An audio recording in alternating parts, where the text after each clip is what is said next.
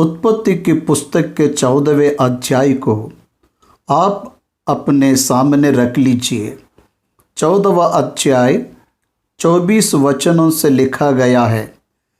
इस 14वें अध्याय में सबसे पहले के 7 वचन हमें 9 राजाओं के युद्ध के विषय में हमें बताती है।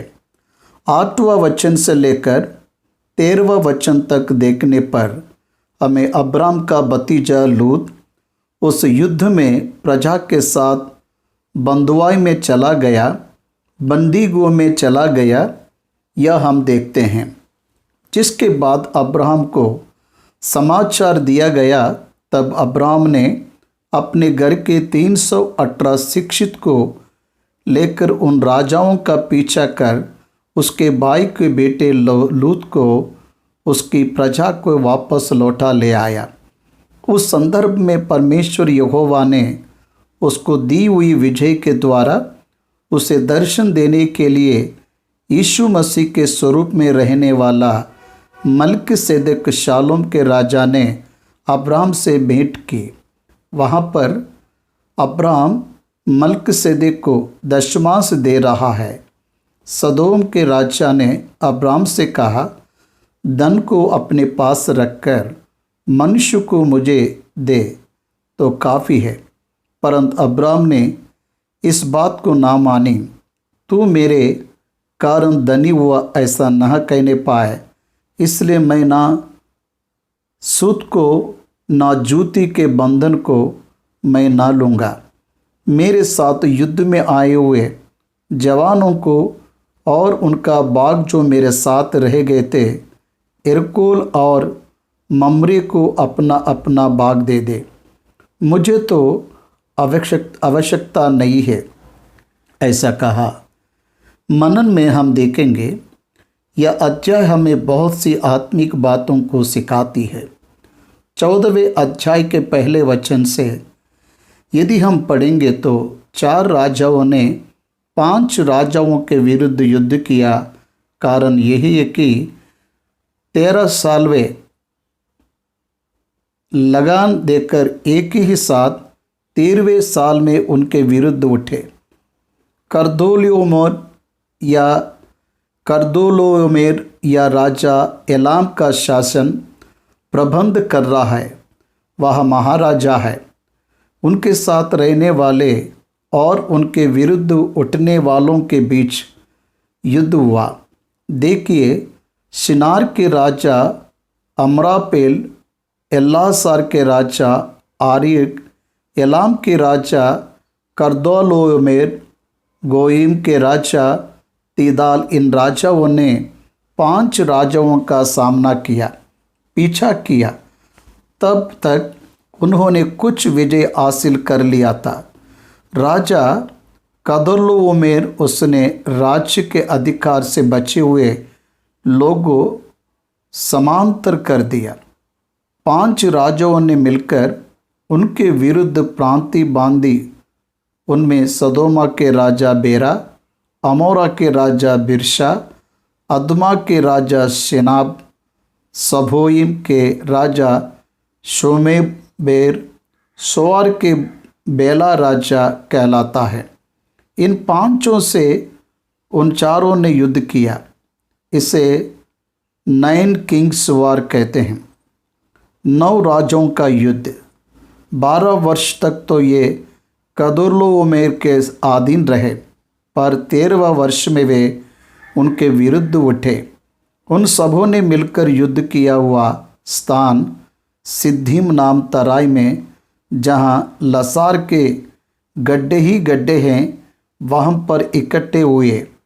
तब तक कर्दोलोमेर उनके संग रहने वाले राजाओं के साथ आकर कुछों को शामिल कर लिया। उनके नाम 5वें वचन में लिखा गया है। अशरोत्मानम में रपाइयों को, अशतारोत्कानम में रपाइयों का सामना किया और हरा दिया। उनके बाद हाम में जूजियों को हरा दिया। शर्बोक्योतोम की तराई में एमियों को भी हरा दिया। सेर नाम पहाड़ में होरियों को मारते मारते उस एल्पारान तक जो जंगल के पास है पहुंच गए।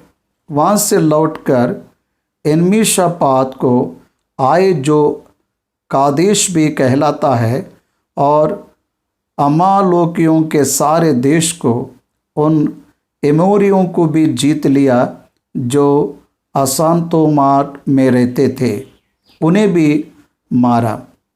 अमालेकियों को मारा, एमोरियों को मारा, होरियों को मारा, जूजियों को मारा, रपाइयों को मारा, एमियों को मारा।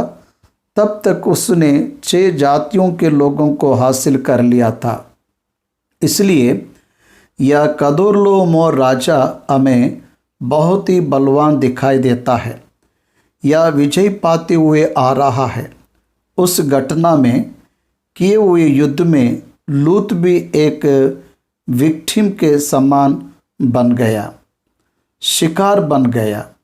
तब सदोम के राजा, अमोरा के राजा, अदमा के राजा, सबोयम के राजा, बेला जो सोहेर कहलाता है, इनके राजा निकले और सिद्धिम नाम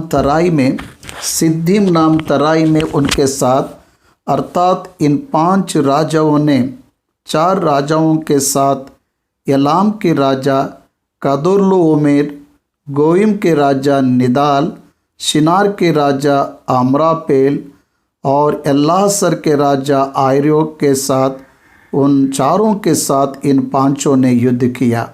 युद्ध करने पर सिद्धिम की तराइयों में मिट्टी के गड्ढे ही गड्ढे थे। सदोम और अमोरों के राजा भागते भागते उनमें गिर पड़े और जो बचे वे पहाड़ पर भाग गए।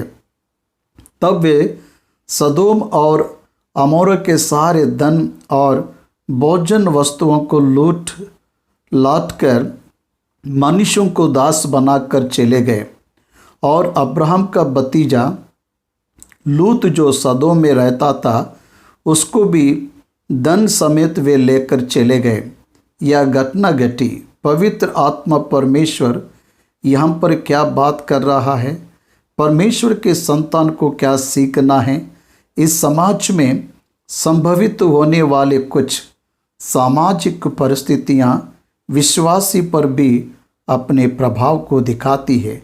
We can't escape. सोचिए कि एक बस की दुर्घटना हुई है।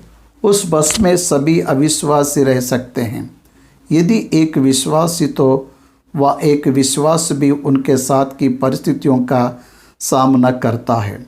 इसलिए जब इस दुनिया में विश्वास जीवित है तो मुझे समस्या नहीं आएगी, ऐसी भावना से नहीं रहना है।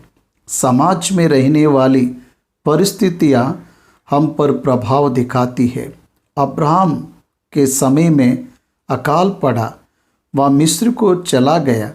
उसी प्रकार से नयोमी के समय में अकाल पड़ा, वे मोयाब को चले गए। देखिए, हेरोद यीशु को मारने का यत्न कर रहा है और यूसुफ मिस्र को चला गया। इसलिए हमें भौतिक परिस्थितियाँ जो हम विश्वासी है उन पर भी प्रभाव दिखाती है। अभी देश में धन भी है, उसका प्रभाव हम पर भी पड़ता है। इसलिए इसे हमें समझना है।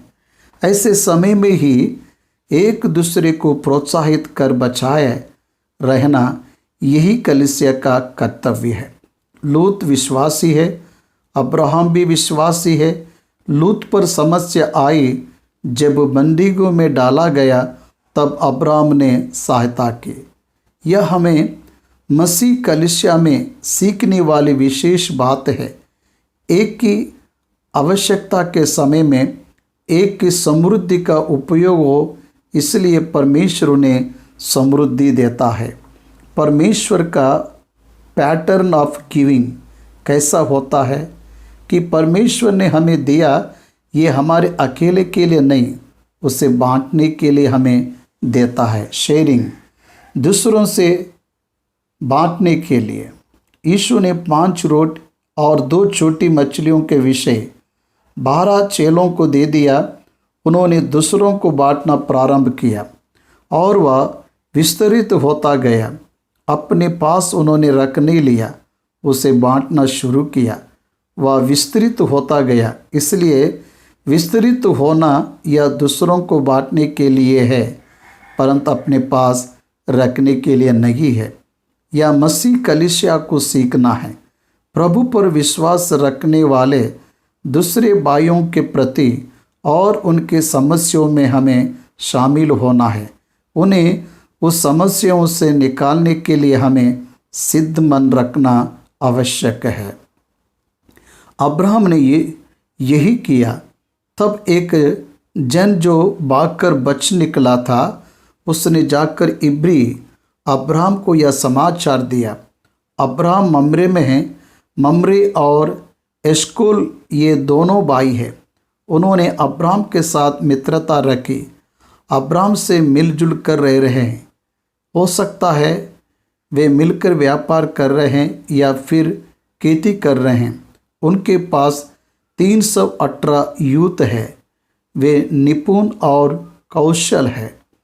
They are trained boys, they were trained in war. वे सभी युद्ध में काम आने वाली शिक्षा को पाए हुए लोग हैं। उन्हें ले लिया और तुरंत ही वहाँ से निकला। लूत को छुड़ाने के उद्देश्य से अब्राहम निकला। उसके लिए कदोर्लाओमेर से युद्ध करने लगा। कदोर्लाओमेर का रिकॉर्ड ट्रैक यदि आप देखें तो मैंने इस उपदेश में बताया है। 6 राजाओं को अब तक मार चुका है। मारकर 5 राजाओं के विरुद्ध उठा, उन्हें भी मार दिया। इसका मतलब कदोर्लाओमेर की टीम ने लगभग 11 राज्यों पर विजय हासिल किया।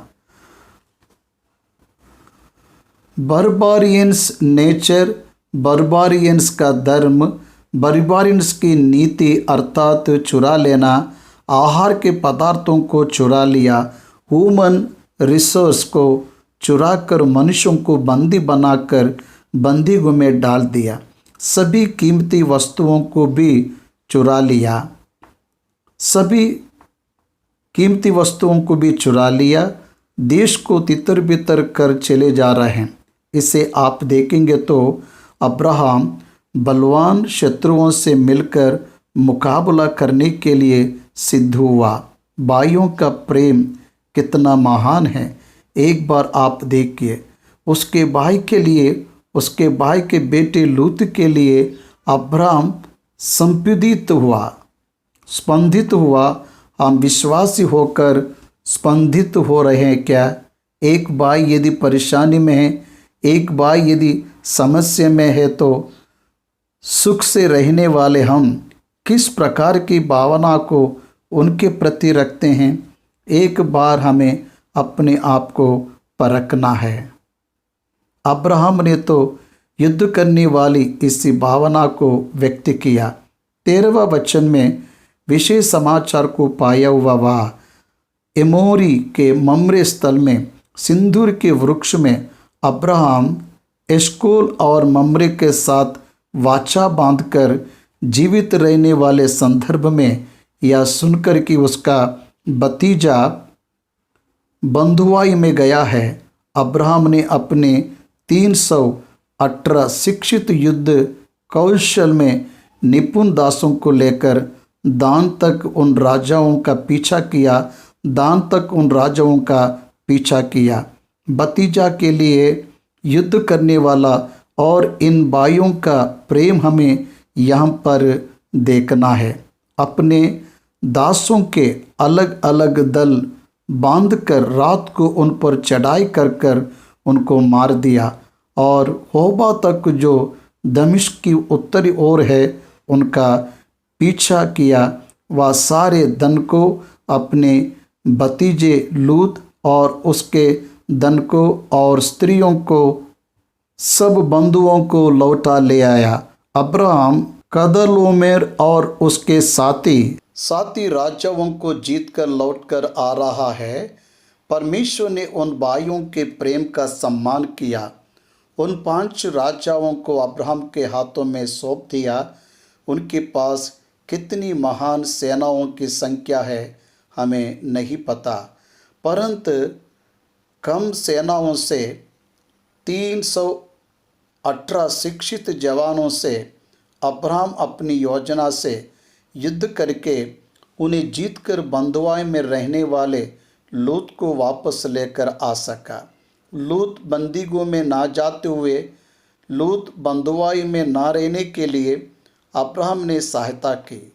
पौलुस आध्यात्मिक रीति से कहता है, यदि तुम में से कोई गिरे तो उसके कारण तुम भी नाश किए जाओगे, या समझकर उसे उठाकर सीधे मार्ग में चलो, ऐसा कह रहा है। यह बात पौलुस ने आध्यात्मिक रीति से कही। इसको अब्राहम ने भौतिक रीति से कर दिखाया। उसके भतीजों को परेशानियों से, उसके भतीजों को समस्या से, उसके भतीजों को बंधुओं से, आंसुओं से छुड़ाया। यही मसीह का प्रेम है। उसके लिए अब्राहम ने बहुत परेशानियां उठाई। अब्राहम युद्ध करने के लिए गया। युद्ध में कुछ भी हो सकता है।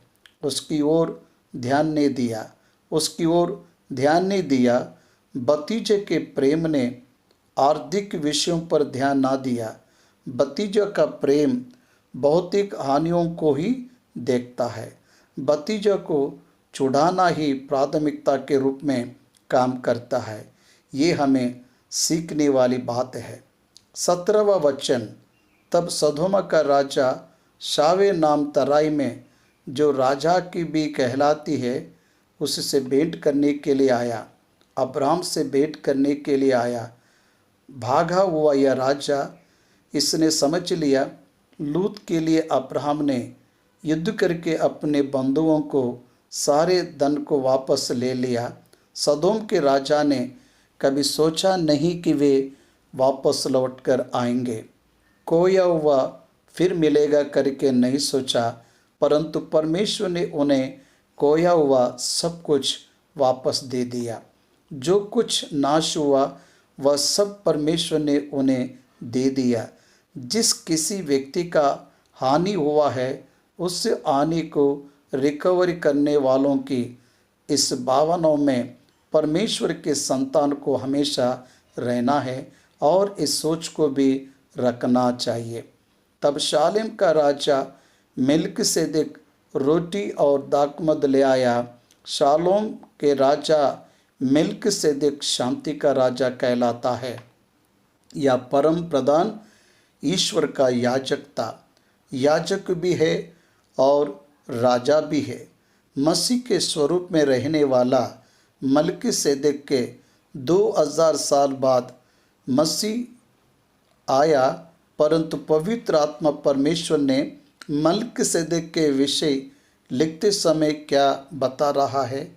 इब्रानियों की पुस्तक 7वां अध्याय में पौलुस ने लिखते हुए अद्भुत बातों को उसने बताया।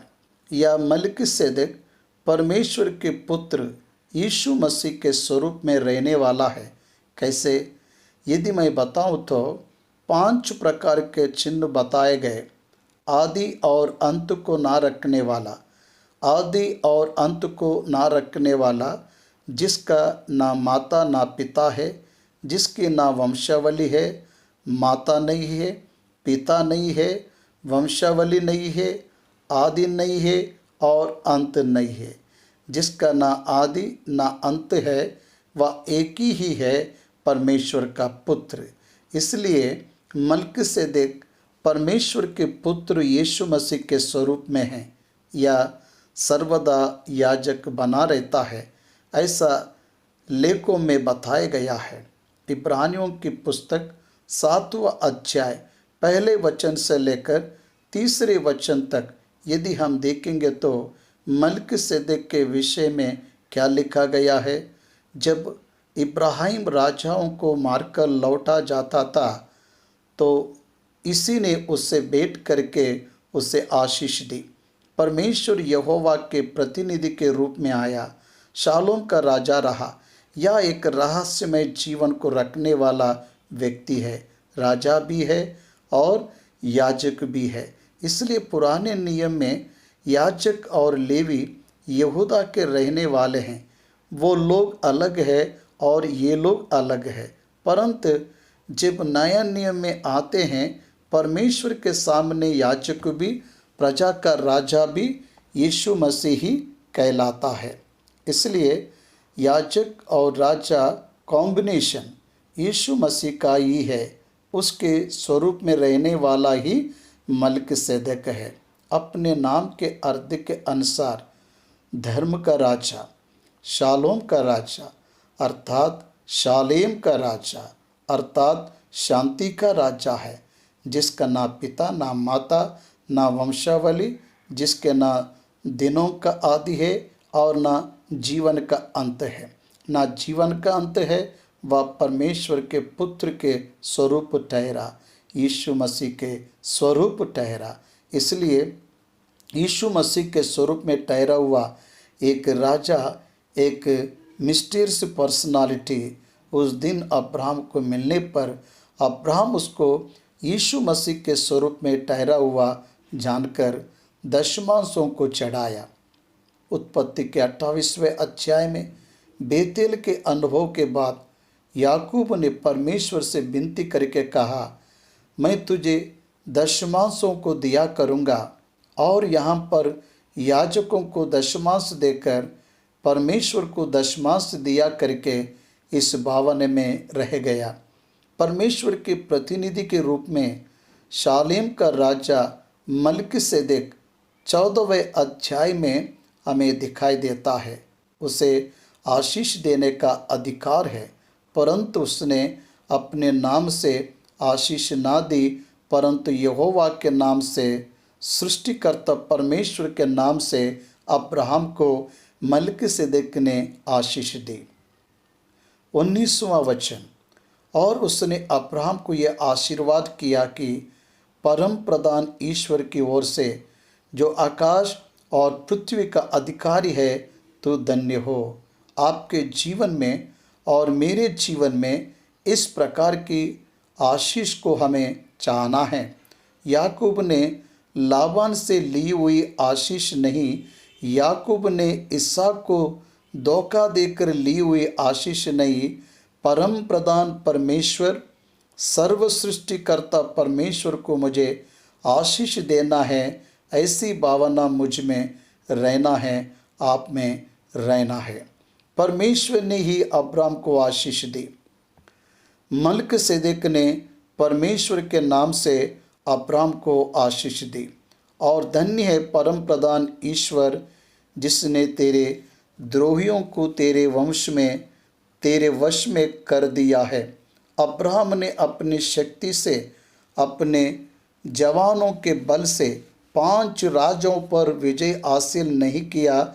यहाँ पर भी परमेश्वर ने युद्ध में महान सहायता अद्भुत करने के द्वारा ही उन्हें किस प्रकार से सामना करके मारना है, यह ज्ञान और प्रणाली, युद्ध का रहस्य अब्राहम को परमेश्वर ने बताने पर ही अब्राहम ने विजय को हासिल कर सका। इसलिए मलिकिसेदेक ने कहा, अब्राहम तुझे विजय दिए हुए परमेश्वर की महिमा हो, सराहना हो, ऐसा कहा। हमें विजय देने वाला परमेश्वर सर्वदा महिमा पाए करके हमें सर्वदा प्रार्थना करना है। उत्पत्ति की पुस्तक 14वां अध्याय 21वां वचन से लेकर मनन करेंगे। 20वें वचन में अब्राहम ने मलिकिसेदेक को दशमांश दिया। कुछ विषयों को बताकर 21वें वचन में जाऊंगा। मलिकिसेदेक को यीशु मसीह के स्वरूप में ठहरा हुआ है, जिसका ना आदि ना अंत, ना वंशावली, ना माता ना पिता है, वह यीशु मसीह है। इसलिए परमेश्वर के पुत्र के स्वरूप में ठहरकर रोटी और दाखरस को ले आया। रोटी और दाखरस नया नियम को दिखाती है। नया नियम क्या है?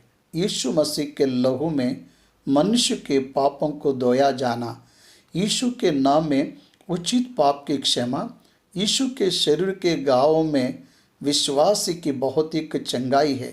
हमें जब पौलुस कुरिन्थियों की कलीसिया को लिखता है 11वां अध्याय में, उसने कहा, प्रभु जिस रात वह पकड़वाया गया, एक रोटी को लेकर धन्यवाद करके उनके सामने उसे तोड़कर, यह तुम्हारे लिए तोड़ा जाने वाला मेरा देह है।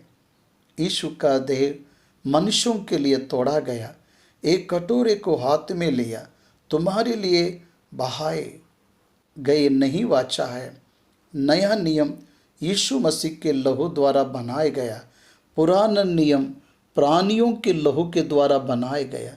नया नियम को परमेश्वर ने बनाया, पुराना नियम को मूसा ने लहू बहाने के द्वारा परमेश्वर के द्वारा पाया। इसलिए पुराना नियम नया नियम के लिए चिन्ह है, छाया है। इस नया नियम से संबंधित रोटी और दाखरस मलकीसेदेक ने अब्राहम के पास ले आया। अब्राहम को यीशु मसीह के लहू और देह में भाग लेने वाली विशेषता को मलकीसेदेक अब्राहम को स्मरण करवा रहा है।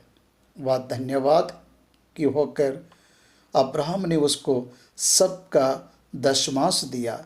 मलकीसेदेक ने अब्राहम को आशीष दी। यहोवा के द्वारा सर्वशक्तिमान परम प्रधान सृष्टिकर्ता का परमेश्वर तुझे आशीष देगा, ऐसा कहा। आशीष भौतिक नहीं है, आशीष आध्यात्मिक है। आशीष आंतरिक संबंधित नहीं है। इसलिए परमेश्वर देने वाली आशीष शांति, समाधान, धर्म, सत्य और न्याय से भरा हुआ रहता है।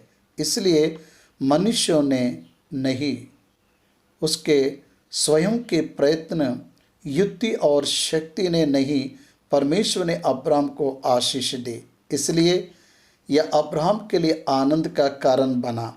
अब्राहम को उसकी बुलाहट को अच्छे से यह वचन दर्शा रहा है।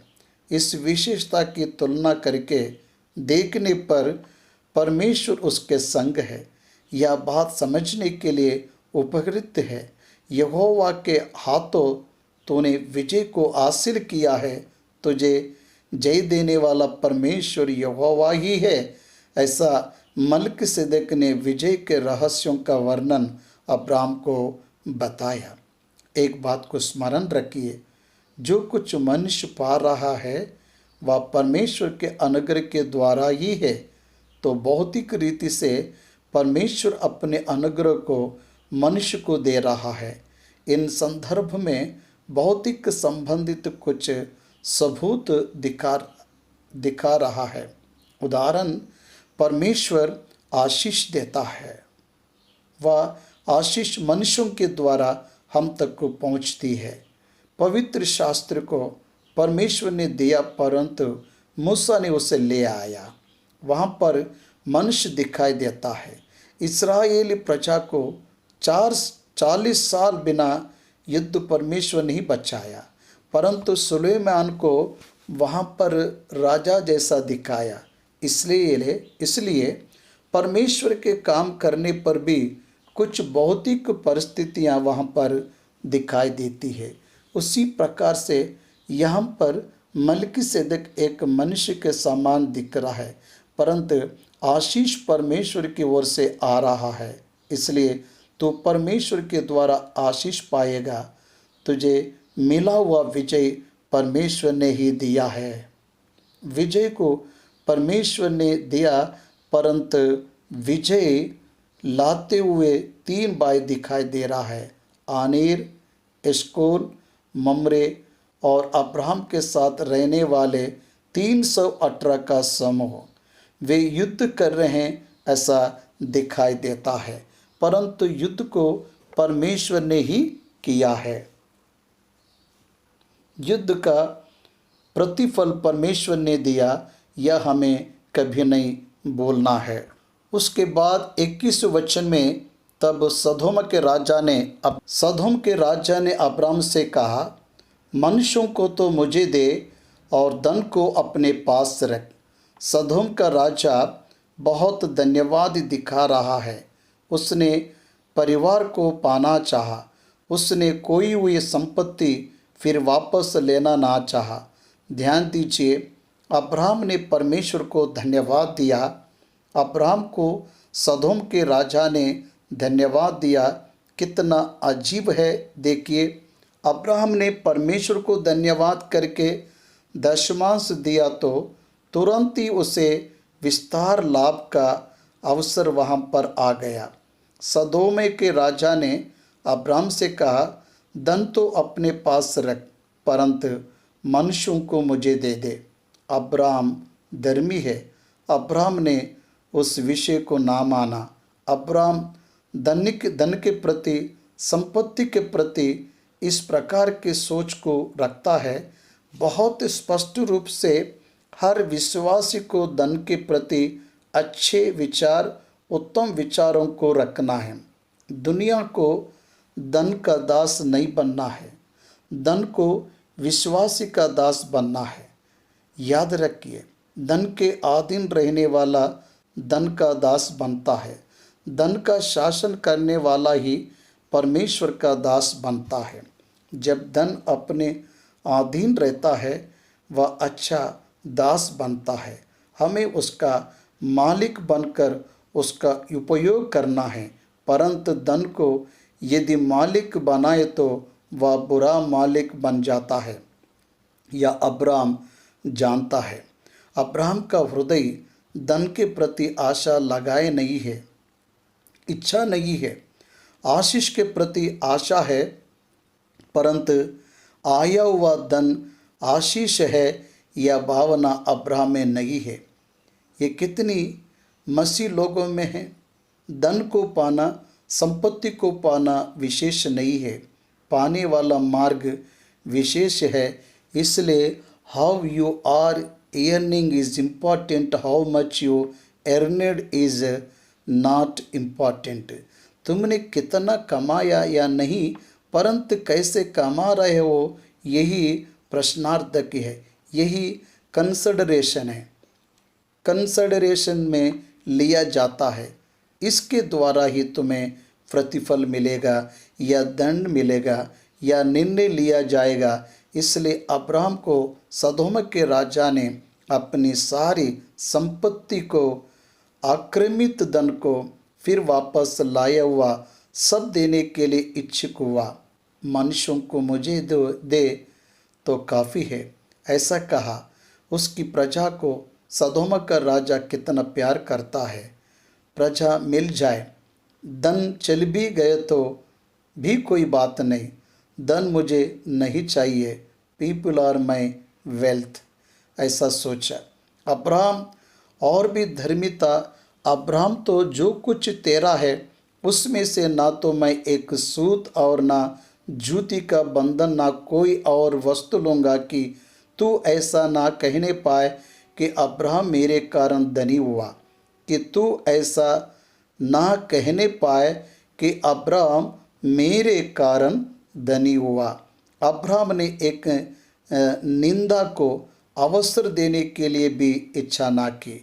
अब्राहम कैसे भी धनी बनेगा, अब्राहम कैसे भी आशीष पाएगा, अब्राहम का प्रतिफल कैसे भी विस्तृत होगा, यह अब्राहम जानकर अपनी यात्रा में चल रहा है। आज कितने मसीहों को हम आशीष पाएंगे, यह बात पता है। हमारी पीढ़ी आशीष पाएगी करके पता है। इसलिए पीढ़ी को आशीष देने वाला परमेश्वर ही है।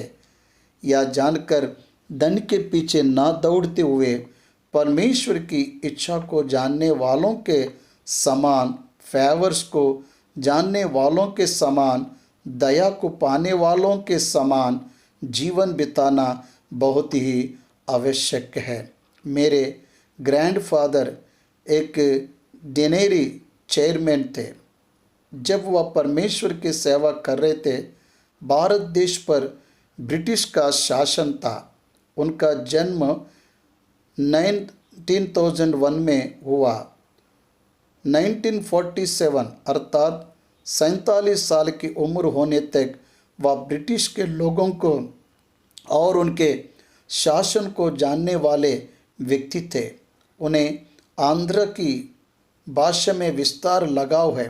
उन्होंने लातर टेक्नोलॉजी में 1922 में कानपुर में उन्होंने प्रमाण पत्र हासिल किया। लातर टेक्नोलॉजी में डिप्लोमा हासिल किया। उसके कारण ब्रिटिशर्स ने इंडियंस को अवसर देने में एक बाग में लातर टेक्नोलॉजी डेवलप करने के लिए कुछ सेंटेंसेस को रखा। उन्हें ऑर्गेनाइज करते हुए रहने वाले ये व्यक्ति है। उन समयों में उन्हें कमाने के लिए बहुत ही अवसर मिले। ब्रिटिशर्स की सहयोगिता से बहुत ही संपत्तियों को पाने का अवसर मिला, परंतु बच्चों को उन सबसे बढ़कर परमेश्वर की दया को देना है। इस ध्यान से और आशा से उन्होंने उसका तिरस्कार किया। उनके मृत्यु के समय में खुद का घर ना रहने वाली उस परिस्थितियों में उनकी मृत्यु हुई, परंतु उन्होंने उनके बाद वाली पीढ़ियों को क्या दिया? परमेश्वर की दया, परमेश्वर की दया, परमेश्वर की उपस्थिति में उनके बच्चे रहे या श्रद्धा उन्होंने ली। आज 2 जनरेशन्स बनने पर भी परमेश्वर ने बहुत सी आशीषों को परिवार में दिया है। यह उदाहरण मैंने क्यों दिया? क्योंकि अब्राहम ने ना क्यों कहा, परमेश्वर के द्वारा मुझे धनी बनना है, तेरे द्वारा नहीं। मैंने पाई हुई आशीष मनुष्यों के द्वारा पाई गई है करके कोई मनुष्य क्लेम ना करे, कोई भी मनुष्य बता ना पाए। इस अब्राहम को मैंने धनी बनाया, मेरे संपत्ति को देकर उसे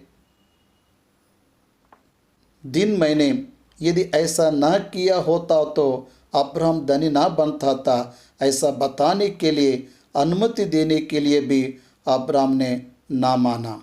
आज हमें ऐसी मन की भावना है क्या? मेरे साथ रहने वाले सेवकों ने बहुतों ने बहुत कमाया, मैं कुछ भी ना कमाने वाले जैसा हूँ। तो मुझे पता है कि मेरे बाद के जनरेशन्स को मेरे प्रतिफल के रूप में परमेश्वर देने वाली आशीष मेरे मित्रों ने कमाए हुओं से अनेक गुण बढ़कर रहेगा, ये मुझे विश्वास में पता है। इसलिए हमें कैसे रहना है, अर्थात इस भौतिक दुनिया में धन संपत्ति रहने से काफ़ी है। उसके द्वारा सुरक्षा होगी, उसके द्वारा प्रतिफल है। इस भावना से पहले हमें बाहर आना है। यीशु मसीह को पहने रहने के द्वारा ही आशीष पाएंगे, परंतु भौतिक संपत्ति रहने के द्वारा आशीष मिलेगा ऐसा नहीं है। बहुत से धनवान दुनिया में शांति रहने वालों के समान, आशीष ना पाने वालों के समान, परमेश्वर को ना जानने वालों के समान, दुनिया की परिस्थितियों से उलझे हुए और चिंता करने वालों के समान दिखाई दे रहे हैं। इसका उपयोग क्या है? इसलिए जो अब्राहम की सोच है वह अच्छी सोच है। सदोम के राजा ने दिए हुए फाइनेंशियल ऑफर को ठुकरा रहा है। आपको बहुत बड़ी आर्थिक लाभ की देवी आपके सामने रखकर उसे स्वाधीन करने को कहे तो मुस्कुराते हुए उसे ठुकरा सकते हो क्या? मुस्कुरा कर ठुकरा सकते हो क्या? मेरे जीवन में ऐसी बहुत सी घटना हैं, परंतु परमेश्वर ने मुझे किसी बात की कमी घटी नहीं होने दी। मेरी आवश्यकताओं को मैंने किसी को ना बताते हुए परमेश्वर ने उन सभी को अपनी दया कृपा से पूरा किया। परमेश्वर मुझे ऊंचा उठाए ऐसा सोचा, परंतु मनुष्यों के द्वारा मुझे ऊंचा उठना है ऐसा मैंने कभी नहीं सोचा। भाइयों और बहनों, हमें इस दुनिया में धन के द्वारा घमंड नहीं करना है। धन के स्वाधीन रहने वाले जैसा कभी नहीं रहना है। अब्राहम 3 भाइयों से वाचा बांधे हुए है। ममरे, एस्कोल और अनोर, यह तीनों ब्रदर्स है। यह तीनों भी अब्राहम के संग वाचा बांधे हुए वे मिलकर जी रहे हैं। अब्राहम उस समय में मम्रे के सिंदूर वृक्ष के वनों में रहा। वहाँ पर उसने अपना मुंह ढक लिया, तंबू डाल लिया, उनके साथ मिलकर जीवन बिता रहा है। उनके साथ मिलकर व्यापार को आगे बढ़ा रहा है। उनके साथ मिलकर खेती को आगे बढ़ा रहा है। इसलिए उनके साथ मिलकर वह युद्ध में आ सका। How great to have that kind of friends with us. उतने महान मित्रों को रखना ये हमारे लिए कितना अच्छा है। अब्राहम के भाई का बेटा लूत बंधुआई में चला गया। अब्राहम हम जाएंगे करके कह रहा है, या कहने पर ही वह तीनों ब्रदर्स निकलने को तैयार हुए। इससे हमें क्या लेना देना, ऐसा उन्होंने नहीं सोचा। इसलिए मित्रता में रहने वाली वह मधुरता वहाँ पर वे अनुभव कर रहे हैं।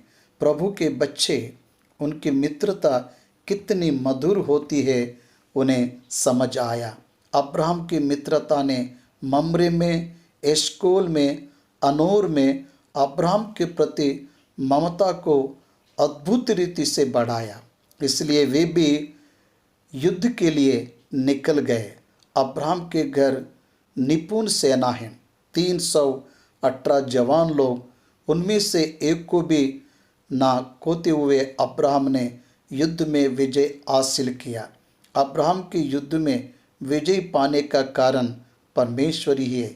इसलिए 318 जवानों में से एक भी ना मरते हुए सभी जीवित है।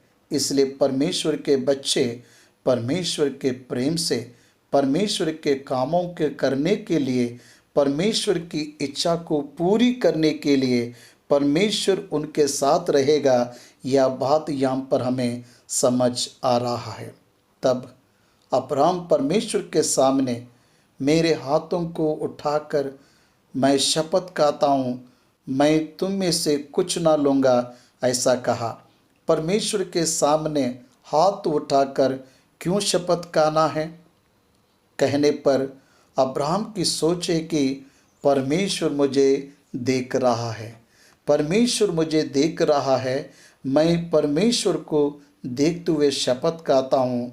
यहाँ पर अब्राहम की आध्यात्मिक दृष्टि कितनी सच्ची है। अब्राहम का आध्यात्मिक जीवन कितना श्रद्धालु दिख रहा है, सोचिए। मैं हाथ उठाकर उसके सामने शपथ खाता हूँ, मैं मनुष्यों के द्वारा आशीष पाने के लिए मानने वाला मेरा कैरेक्टर नहीं है, ऐसा डिक्लेयर किया। या 3 भाइयों और बंधुओं ने किया हुआ भोजन का खर्चा और जो कुछ तू उन्हें देना चाहता है, उनका भाग हो तो तू उन्हें दे दे, मुझे तो आवश्यकता नहीं। विश्वासी को दूसरे के आदमी ने दूसरे की आमदनी छीनने वालों के समान नहीं रहना है। उसके वैल्यूज को दूसरों की हानि को अप्लाई करने के लिए कभी प्रयोग ना करेगा। यह एक विश्वासी का लक्षण है।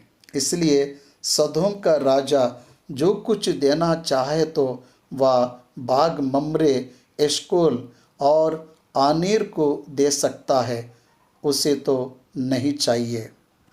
उसके पोर्शन को उसने लेना ना चाहा, उन्हें तो केवल लेने दीजिए करके सदोम के राजा से एक रिकमेंडेशन कर रहा है।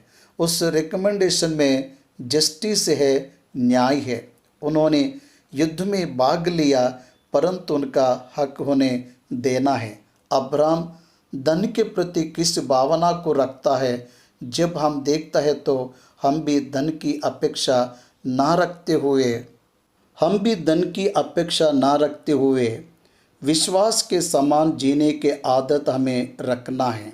उत्पत्ति 15वां अध्याय का मनन करेंगे। 15वां अध्याय 21 वचनों से लिखा गया अध्याय है। लूत को अब्राहम ने वापस लौटा कर ले आने के बाद परमेश्वर ने अब्राहम को दर्शन दिया। परमेश्वर ने अब्राहम को दर्शन दिया। दर्शन देने पर तेरे प्रतिफल को मैं अधिक करने वाला हूँ, ऐसा कहा। तुरंत अब्राहम पूछ रहे, दमिश्क के एलियाजर के सिवा मेरे संपत्ति का वारिस नहीं है।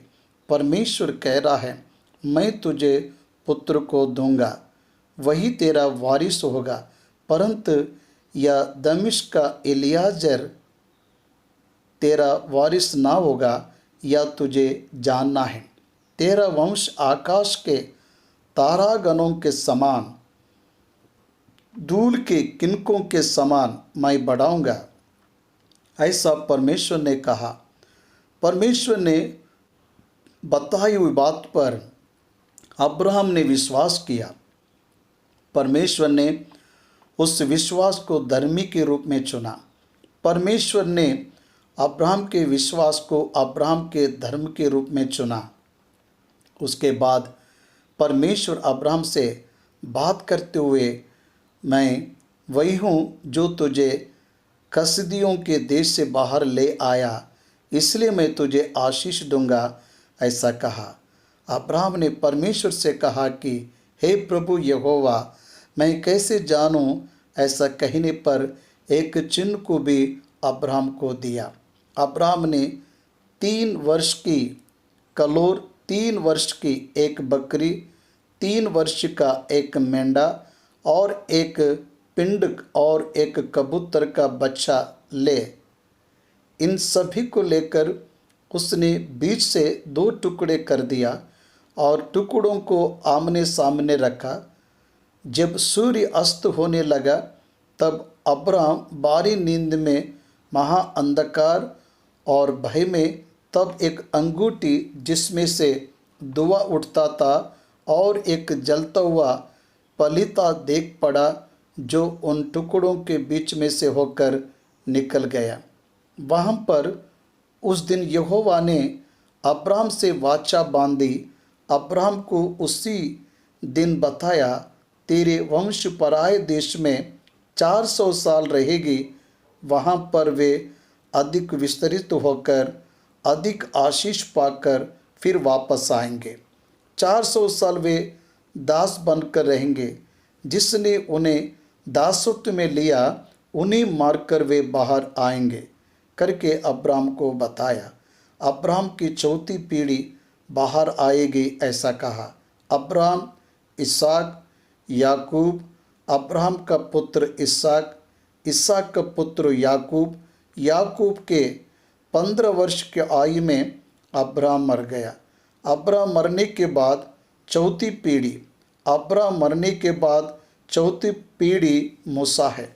अब्राहम की संतान में याकूब के पुत्र लेवी, लेवी के पुत्र कहात, कहात का पुत्र अमराम, अमराम का पुत्र मूसा है।